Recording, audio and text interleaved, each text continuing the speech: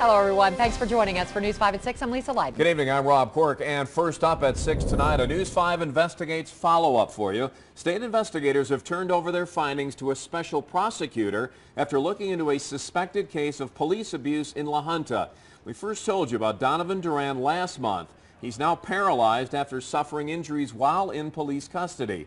News 5's Andy Cohen live in studio with an update on the case. And Andy, some frustration today over the state's reluctance to release video of this incident. That's right. Duran hired Mike McDivitt to represent him in a potential lawsuit. McDivitt tells us there is hospital surveillance video and officer body cameras that likely recorded the incident, but says that investigators won't give him access unless he sues. And as you're going to hear, they're not the only ones to be hampered by this aspect of Colorado's sunshine laws.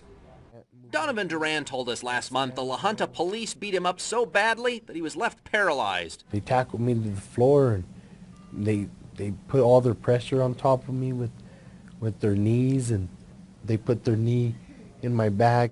He hired Mike McDivitt to sue the city for excessive force. I think the city of La Junta, we'll be able to show, was negligent in its hiring and negligent in its management. But McDivitt says state investigators, who are looking for any criminal wrongdoing by the cops, have stonewalled him from their case files. We met originally, early on in the case, Mr. Duran and I, with two gentlemen with the Colorado Bureau of Investigation, and I had the impression that we were going to get their report. Colorado sunshine laws let police agencies keep all records tied to ongoing criminal investigations private.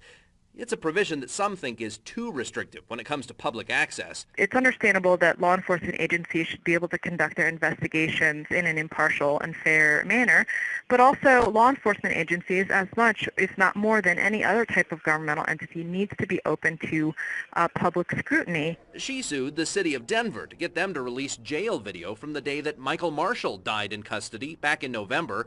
The city finally did today, the same day they announced that no criminal charges would be filed against the jail deputies.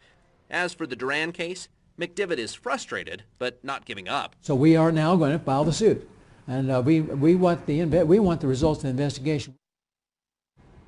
The city of La Junta tells us that the two officers involved are still employed, but have been reassigned to administrative duties.